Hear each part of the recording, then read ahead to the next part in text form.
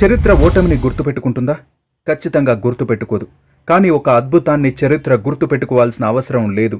ఎందుకంటే ఆ అద్భుతమే తరువాత కాలంలో ఒక చరిత్ర అవుతుంది కాబట్టి. అలా జీవితమంతా ప్రయత్నిస్తూ ఓడిపోయి గెలిచిన అద్భుతమే అంబటి రాయుడు. ఎక్కడ విన్నాం ఈ పేరు మొదటిసారిగా?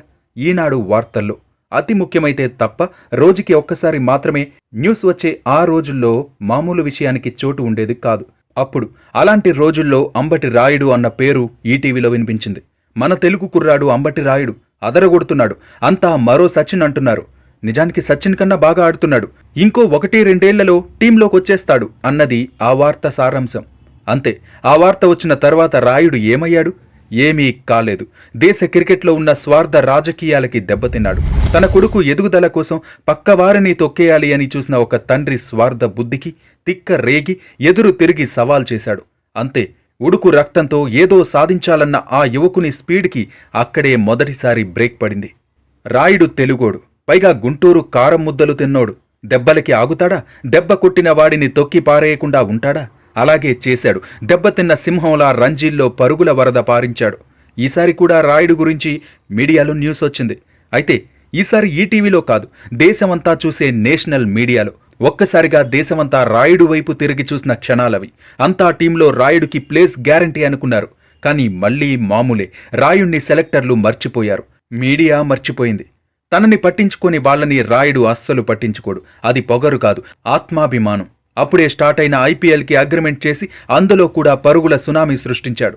అయితే అది బీసీసీఐ అనుమతి లేని లీగ్ అని, అందులో ఆడిన వాళ్ళకి ఇంకా టీమిండియా తరపున ఆడే అవకాశం లేదని ఒక వార్త. అంతే. రాయుడు గుండె పగిలిపోయింది. అనుకున్నది సాధించకుండా వెనుతిరగాలా అని కృంగిపోయాడు.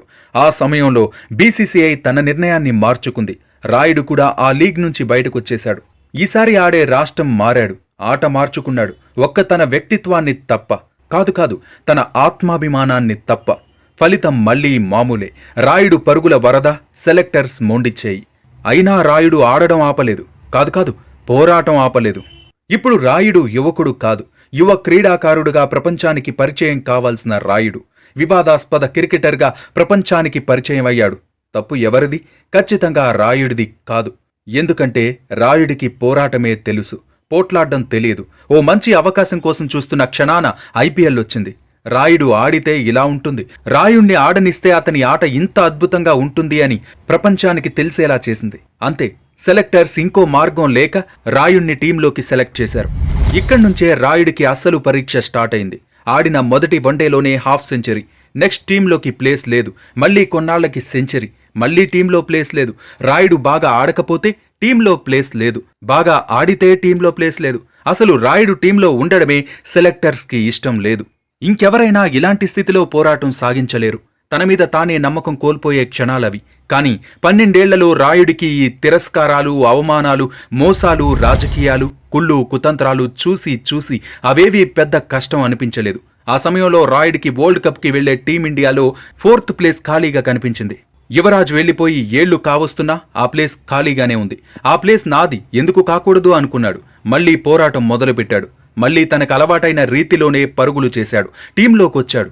అక్కడ సక్సెస్ అయ్యాడు. ఏకంగా టీమిండియా కెప్టెన్ కోహ్లీ కూడా మాకు నెంబర్ 4లో రాయుడు లాంటి ప్లేయర్ దొరకడం ఆనందంగా ఉందని చెప్పుకొచ్చాడు. కట్ చేస్తే వరల్డ్ కప్ టీంలో రాయుడు లేడు. పోరాటం చేసి అలసిపోయిన నిస్సహాయతలో నుంచి 3D గ్లాసెస్ అన్న మాట జారాడు. నిజానికి రాయుడు కాబట్టి, ఆ గుండెకి దెబ్బలు కొత్త కాదు కాబట్టి ఆ ఒక్క మాటతో ఆగిపోయాడు. ఆ ఒక్క మాటతో స్టాండ్ బైగా ఉన్న తనని కాదని మరో 2 సెలెక్టర్స్ ఇంగ్లాండ్కి పంపారు. ముందే చెప్పుకున్నాం కదా, తనని పట్టించుకొని వాళ్ళని రాయుడు పట్టించుకోడు. అందుకే పోరాటం ఆపేశాడు. ఆడలేక కాదు, ఆడే ఓపిక లేక కాదు, ఆడే సామర్థ్యం లేక కాదు, ఆడినా ప్రయోజనం లేక. చివరగా ఒక్క మాట, 100 సెంచరీలు కొట్టిన సచిన్కి ఉన్నంత పేరు రాయుడికి లేకపోవచ్చు. లార్డ్స్ మైదానంలో చొక్కా విప్పి గిరగిరా తిప్పిన గంగూలీకి ఉన్నంత ఫ్యాన్స్ రాయుడికి ఉండకపోవచ్చు.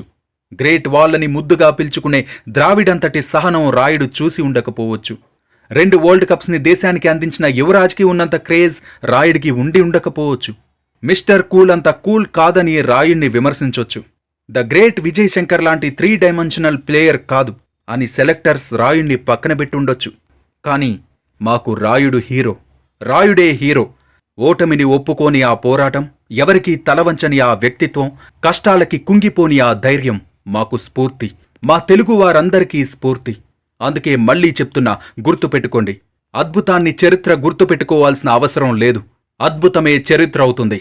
అలాంటి అద్భుతమే మా తెలుగు తేజం Ambati Rayudu. Hats off to Ambati Rayudu.